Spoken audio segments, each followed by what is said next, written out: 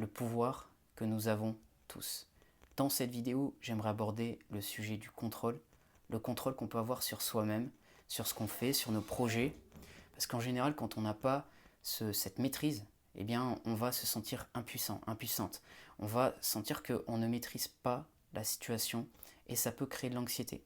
Par contre, si tu développes davantage de contrôle sur ce que tu fais, sur les événements, même si on ne peut pas tout contrôler évidemment, tu vas avoir un sentiment de confiance plus important au quotidien. Donc dans cette vidéo, j'aimerais t'apporter un point de vue qui peut te permettre d'aller davantage vers ce contrôle sans être dans l'exagération. Si tu veux améliorer ton mental pour être plus performant, tu peux t'abonner à cette chaîne et activer la petite clochette pour ne rien louper. Ce que je voulais te partager dans cette vidéo, c'est que souvent tu ne peux pas contrôler l'extérieur, par exemple le résultat d'une compétition, parce que tu vas avoir d'autres personnes qui vont entrer en jeu. Tu ne peux pas contrôler les gens, parce que les gens ont leur propre pouvoir de décision. Tu peux influencer éventuellement, mais tu ne peux pas contrôler.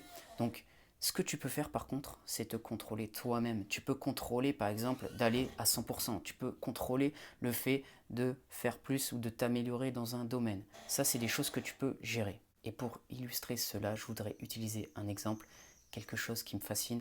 À chaque fois que je regarde un match de foot, un match de rugby, et que le score est très serré à la fin, je me rends compte que les équipes qui arrivent à renverser la situation arrivent à le faire dans les dernières minutes, mais vont développer une certaine concentration et surtout, tu peux sentir une certaine confiance, pas un sentiment de panique.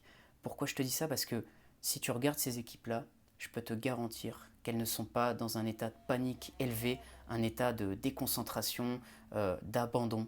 Elles sont concentrées sur ce qu'elles peuvent faire, sur ce qu'elles peuvent contrôler. Elles ne sont pas en train de trop se concentrer sur l'enjeu, bien qu'elles veulent gagner. Évidemment, elles ne veulent pas perdre le match, mais elles ne sont pas trop concentrées sur l'enjeu, sur le fait de perdre au point de paniquer, et elles ne sont pas en train de trop se concentrer sur l'adversaire au point de ne pas maîtriser ce qu'elles sont en train de faire.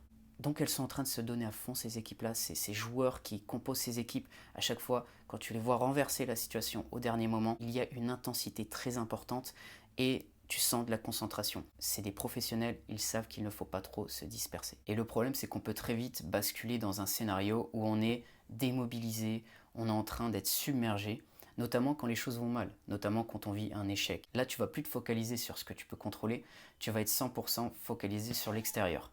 Bien que c'est quelque chose qui est normal. Il ne faut pas non plus se dire qu'on doit être des robots, être toujours concentré. Bien sûr, on peut être distrait, on peut être mal à certains moments, mais on peut aussi apprendre à se relever plus vite, apprendre à se reconcentrer, apprendre à voir les choses de manière beaucoup plus positive. C'est quelque chose qui se travaille. Bien sûr, des obstacles, il y en aura toujours, donc c'est normal aussi d'avoir ces réactions. Voilà pour cette vidéo, j'espère qu'elle va t'aider. En tout cas, si tu as aimé, tu peux mettre un like, tu peux t'abonner également à la chaîne si tu veux plus de contenu sur la préparation mentale pour t'améliorer dans ce sens-là. Et je te dis à bientôt pour une prochaine vidéo.